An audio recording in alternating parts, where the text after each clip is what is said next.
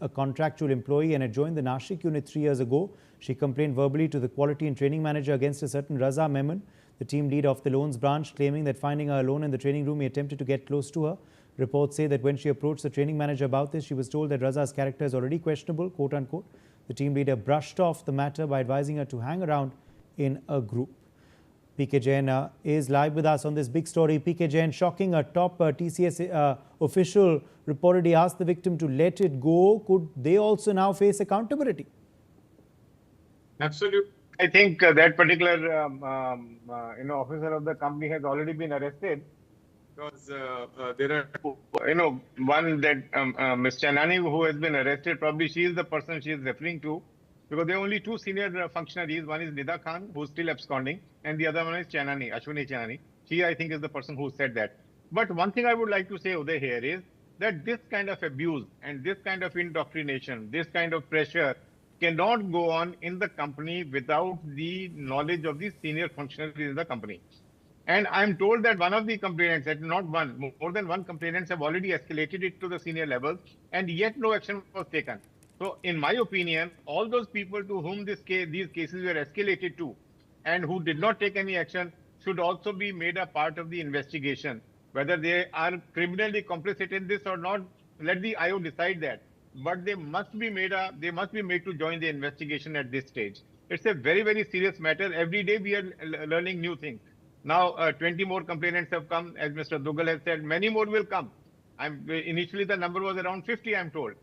So it is 9 plus 20. It's still 29. It's 50 plus. So let us wait and watch as to where the investigation goes in this case. Uday. All right. In fact, my colleague Shikha has spoken with the neighbor of Riaz Qazi, the main accused in the NGO case as well. Let's listen in.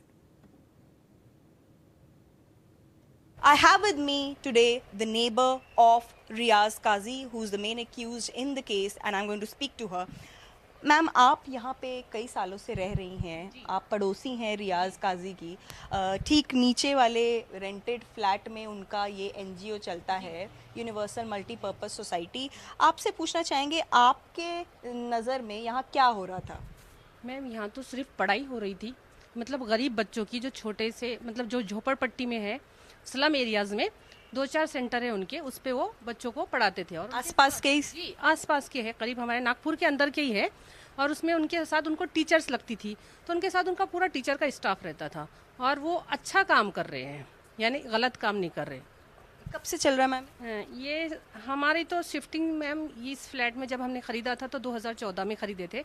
उसके बाद कुछ सालों के बाद वो भी आए, यानी कोरोना से पहले की बात है, तो तब से उनका ये ऑफिस चल रहा मैम। यहाँ पे लड़कियाँ भी आती थी जो काम करती थी, क्या लड़के भी आते थे जो काम करते थे?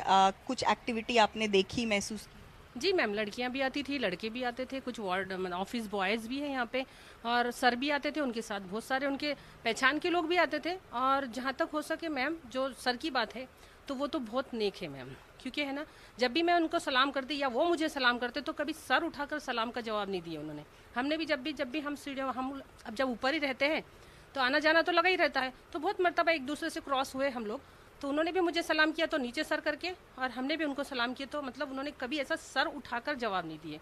और उनकी कैरेक्टर आप मुझसे ही नहीं मैम, पूरे मोहल्ले की औरतों से पूछ सकते कि वो कैसे हैं। जो उनके खिलाफ आरोप लगाए जा रहे हैं, वो ये आरोप हैं कि एक जो महिला यहाँ काम करती थी, उनके साथ उन्होंने ज़बरदस्ती उनको गले लगाने का प्रयास किया और उनको माथे पर चूमा भी। और ऐसा उस लड़की ने आरोप लगाया है कि ये 2 बार उन्होंने किया, और तीसरी बार जब वो करने लगे तो उसने उनको रोका और कहा कि भाई ये सब मैं नहीं कर सकती। तो इस पे आपको लगता है कि कभी मतलब आप सोच सकते थे कि ऐसा भी हो सकता है?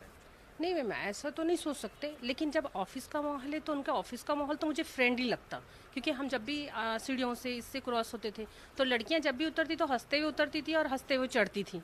तो हो सकता ऑफिस में एक दूसरे को हक किए होंगे या फिर एक दूसरे को मतलब मिले होंगे, गले वले लगाए होंगे, लेकिन ये इतना डीप तो खैर मुझे नहीं मालूम अंदर क्या हो रहा था, लेकिन जहाँ तक है तो फ्रेंडली माहौल था उनका ऑफिस का।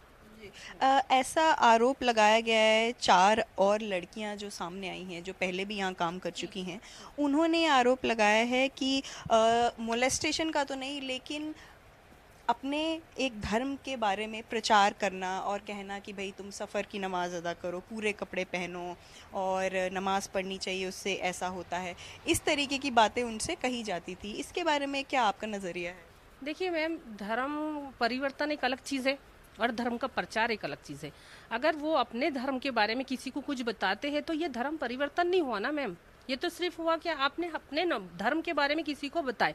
अगर हो सकता है कि हम भी हमारे मतलब अदर कास्ट के लोगों को पूछते हैं कि आप ये ऐसे त्यौहार कैसे मनाते हैं, इसके पीछे रीज़न क्या है, अगर वो हमको उस मतलब धर्म की नॉलेज दे रहे हैं या फिर उसके बारे में हमको बता रहे हैं, तो ये धर्म परिवर्तन नहीं हुआ, ये सिर्फ एक नॉलेज हुई या फिर एक मतलब वो हुआ, मतलब उसके इन्फॉर्मेशन हुई, मतलब रिलीजन के हिसाब से। All right, on that note, we're slipping into a very short break. My thanks to our guests and our reporter who joined us earlier.